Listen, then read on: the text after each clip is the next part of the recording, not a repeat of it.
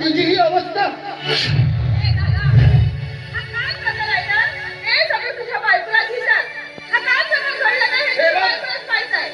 ती माझी स्वतःची पत्नी आहे, म्हणजे तुझी बहिणी आहे. आणि कोण सांभाळून बोल.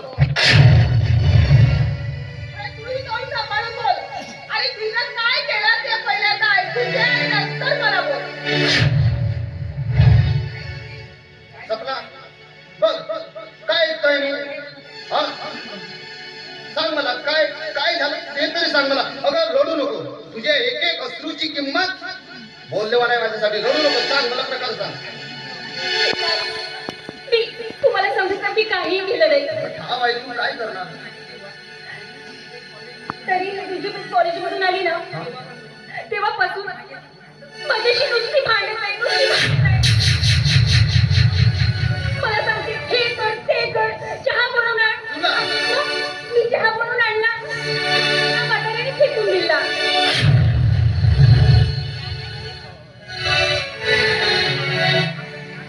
आपण 4 दिवसाची पाहुणे आहोत ना, हे लोक आपल्याकडे छळ करतात. आणि तुला समजा मला इथे थांबायची मुळीच इच्छा होत नाही. चला आपण माझ्या घरी कधी जाणार. आणि सासरच्या माणसाची सेवा करण्यामध्ये सूर्याला वेगळाच आनंद असतो. पण हे सुद्धा माझ्या नशिबी नाही. आणि हे लोक करू देत सुद्धा नाही. आणि तुझी बहीण माझा चेहरा सुद्धा पाण्यावेळेशी म्हणते ती.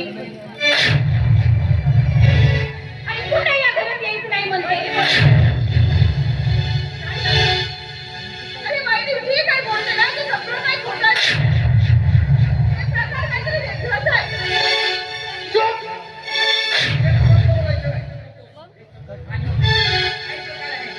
अरे बघ तो ट्रे तो कप फुटलेला मधू काय प्रकार आहे.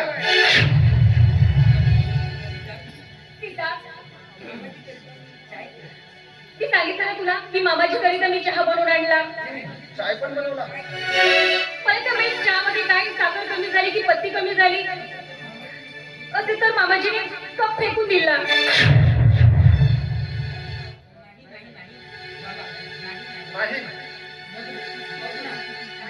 मधू बघणार काय बोलते ही.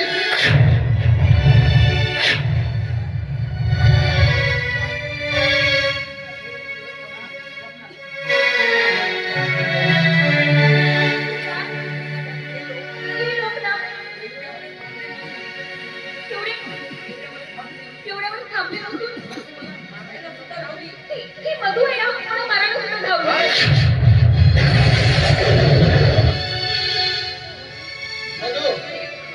तुझी इथपर्यंत गेली की तू माझ्या कोंबड्या नाजूक फुलासारख्या पत्नीवर हात उघडले.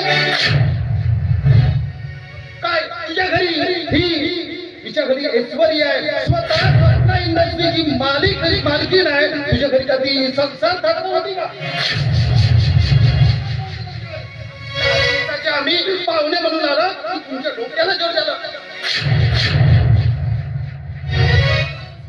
आणि माझी हृदयाला प्रिय असणारी सपना, माझी हृदयाला प्रिय असणारी बायको नकोशी हवी आहे. चुप चुप. अरे बाई जे बोलते ना ते सगळं खोटं बोलते. काहीतरी वेगळंच आहे. मधू हे बघ आता एकही शब्द जर बोललीस तर तुझी जीभ काढून टाकेल. आणि मला हे बघा बाबा स्वप्ना मला वाटलं नव्हतं की तुम्ही सुद्धा असे निष्ठुर माझ्या पत्नी सोबत वागणूक करणार.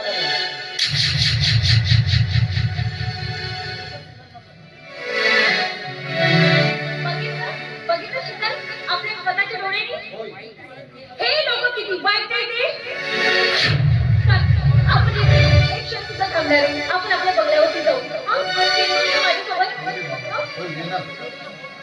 तू रडू नकोस. आणि बघ बघ मी कधीच बघ अगोदर पण जेव्हा मी तुझ्यावर प्रेम करत होतो, जेव्हा मी तुला रांगी बांगी बनवलं होतं, मी कधी तुझ्या डोळ्यामध्ये अश्रू पाहिलं का? आणि हे ज्यांच्यामुळे तुझ्या डोळ्यामध्ये अश्रू, मी तुझ्या डोळ्यामध्ये अश्रू कधी पाहणार नाही. आणि तुझ्या एक एक अश्रूची किंमत माझ्याकरता हिऱ्यापेक्षा मोठी आहे.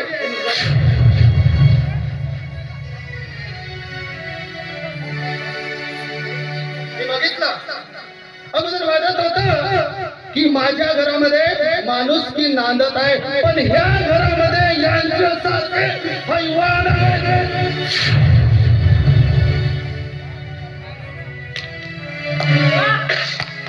वा दादा वा, आता मला शोधतोस बायकोच्या मागचा.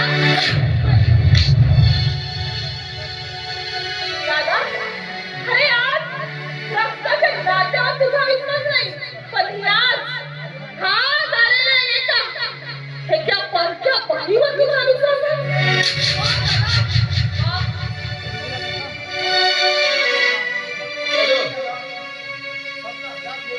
सपना बघ बघ, आता मला सुद्धा एक क्षणभर सुद्धा ह्या घरात राहायचं नाही. जा आपली बॅग आहे, घेऊन ये, आपण जाऊ माझ्यावर जाऊ.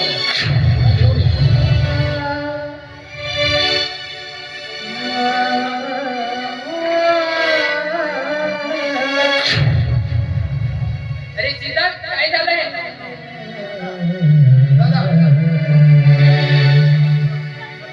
दादा तू मला न विचारलेला बरा, आणि मला काही एक सांगायची सुद्धा मानसिकता नाही. वाटलं होतं दादा मी माझ्या पत्नीसोबत इथे 2-4 दिवस घालवीन, ह्या खेड्यापाड्यामध्ये असलेलं वातावरण, गावची संस्कृती माझ्या पत्नीला दाखवीन, परंतु नाही, या घरातील हैवान असल्यामुळे ह्या हैवान वृत्ती माझ्या पत्नीला घातक आहे. आणि म्हणून दादा मला काही इच्छा नाही इथे थांबायची. त्याला अडवू नकोस. अरे 4 दिवसासाठी काय?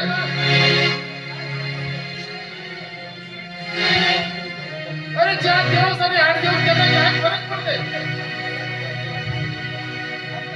अरे आमच्यासारख्या गरीबाला, अरे खरं तर याला या रक्ताच्या नात्याची गरजच नाही.